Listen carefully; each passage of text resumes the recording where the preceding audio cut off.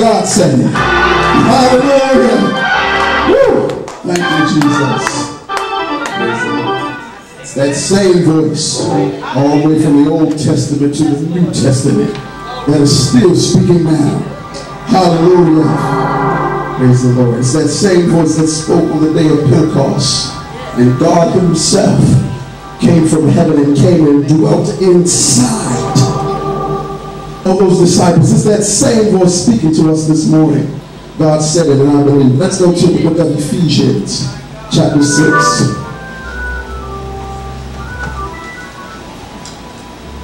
We thank God for each and every one of you being here. I'm telling you, I'm so delighted to see you in the house of the Lord one more time. And I want to let you know that I love you in Jesus' name. Amen. It's so good to have a part in our midst, which was a part of the founding of this church. And so we thank God for all the ministers that are here, from our local assembly to the music ministry. Thank God. And I'm so happy, praise the Lord, to see Pastor Kelvin and Gloria McKinnon in our midst. Let's give them a hand. Praise the Lord. Praise the Lord. We'll hear from them before the end of this service. Ephesians chapter 6. And we're going to start at the 10th verse. Not to read much.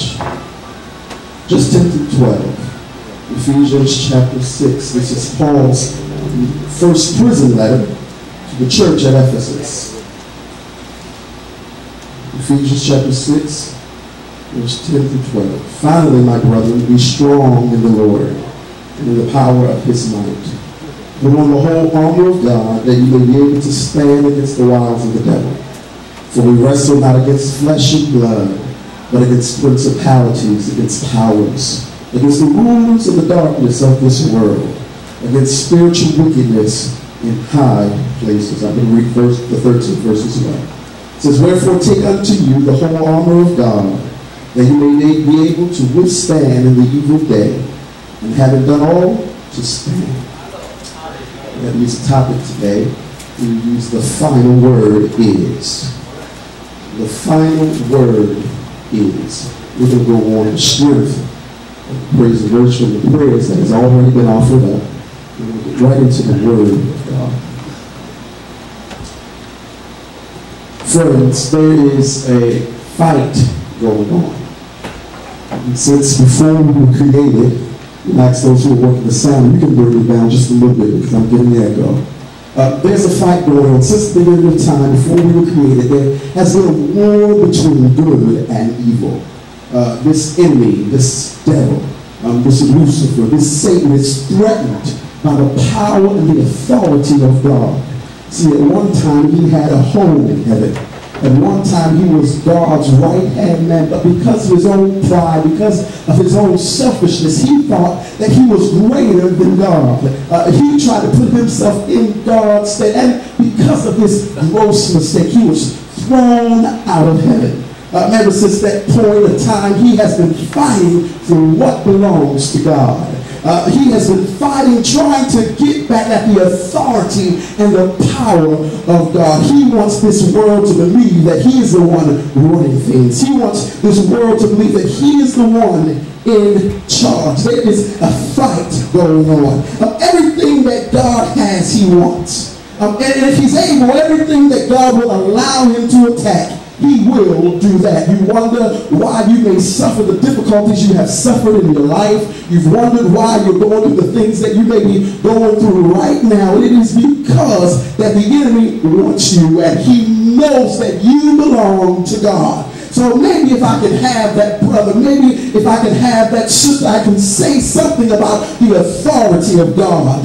Maybe if I can get that life, maybe if I can have that soul, it some kind of way will bring me glory instead of giving it to God. There's a fight going on. This enemy has constantly been working, trying to destroy the people of God and the things of God. You look at the scripture, the enemy thought that he had this whole world.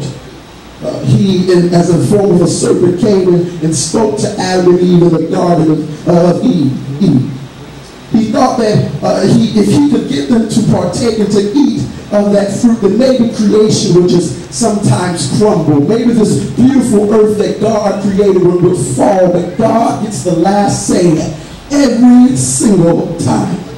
At his fall, God spoke to this serpent, and he said that at the seed of this woman Eve, she will bruise your heel. There's always going to be some type of battle, always going to be some type of fight going on. And when God spoke to the enemy, Satan got scared. When God spoke to this serpent, when God spoke to this spirit of divination, the enemy, he began to worry, who is going to be the one that is going to come and bring my destruction? Who are going to be the ones who are going to put my kingdom to flight? Well, where is this coming from? Is it coming through Adam? Is it coming through Adam's children? Where is this destruction coming in? And his whole mission is to fight and to tear down until he has it at the last say, until he has the last of us, till he has all of, I have to fight everything just to get back at God. You thought it was about you. You thought that it was just because you were so special. You thought because you were so beautiful, but he doesn't necessarily want you for you, but he wants you because you belong to God. He tries to get Abraham. God promises Abraham that as the stars are in the sky, I will bless your seed. He promises Abraham that I will make a nation, stay with me, I will make a nation out of you. But Abraham begins to think, well, how are you going to do that? Now it's coming to the time where I'm old, my wife is old, and we can't bear any children. The enemy maybe thought that if I can just get Abraham and Sarah's seed, maybe nothing would come through. But maybe this lineage of greatness won't come out. Maybe if I could just attack her seed, maybe if I could make it a way where she can't bring forth children, then my kingdom will flourish. Maybe if I can keep her from having children, my power will grow great. But when God has enough, when God is ready to do his work, when God is ready to show who's in charge, when God is ready to show who has the power, God opened up Sarah's womb, and from her comes their son, and comes the lineage of Jesus. God will do just what he wants in his own time. The enemy was laughing. He maybe thought that he won. He was laughing at what God had said to Abraham. She will have a son, the lineage age. Now, I have blocked it, but I want you to know that everything that the enemy thinks that he has blocked from God, God will win every single time. Not only Abraham, but